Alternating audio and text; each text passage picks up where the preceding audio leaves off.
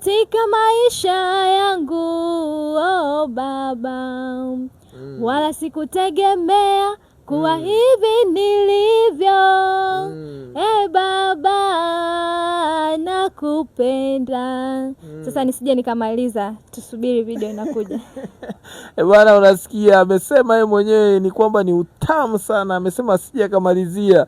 Bwana, ngoma ni hatari sana, mimi tayari nishaipata kwa sababu mimi niko mbele ya muda kama AI vile. Bwana, nenda pale mjini YouTube ukamsubscribe dada yetu huyu. Yes, bwana, hii ni Sanya TV. Leo tena tuko live kabisa, tuko na dada hapa. Tunakwenda kuzungumza naye sasa hivi, au sio bana? Dada, mambo? Poa poa, habari? Salama. Wanakuita nani? Naitwa Norini. Bana, leo tumetembelea hapa, tuliona ulikuwa unafanya video na sijajua nyimbo inaitwaje, na video ilikuwa ni umeshirikishwa au nyimbo yako mwenyewe? Kwanza kabisa nipende kumshukuru Mungu kwa hichi ambacho tumekifanya leo. Lakini pia nipende kushukuru watu wote ambao wametusapoti mpaka kufika hapa. Hii ni nyimbo ambayo tumeitoa, tulishafanya audio na leo tulikuwa kwenye kurekodi video. Na nyimbo inaenda kwa jina la Kumtegemea Mungu. Ni nyimbo yangu ya kwanza kabisa. Kwa hiyo tuendelee kumwomba Mungu. Tayari tumeshafanya video. Tusubiri kupata kile ambacho tumekifanya leo. Na umesema hii ni nyimbo yako ya kwanza, na umeifanya mwenyewe au ilikuwa ni collaboration?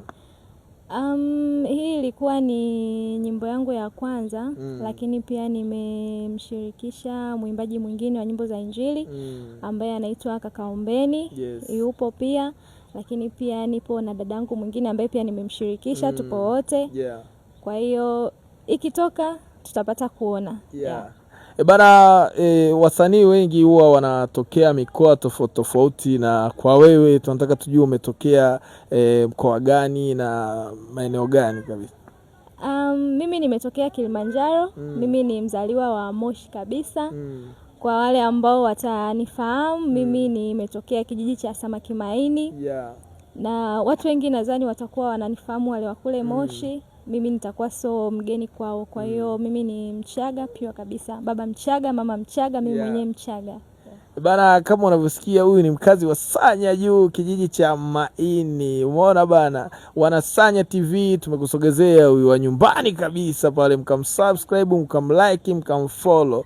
Bana, katika mitandao ya kijamii huwa wanakupatapataje, na Instagram, Facebook, Twitter na mingineyo? Kwa Facebook natumia Norini Salewa, Instagram Norini Salewa, TikTok pia hivyo Norini Salewa. Kwa ukiandika tu pale Norini Salewa inakuletea kabisa na inakupeleka moja kwa moja kwenye kazi zetu.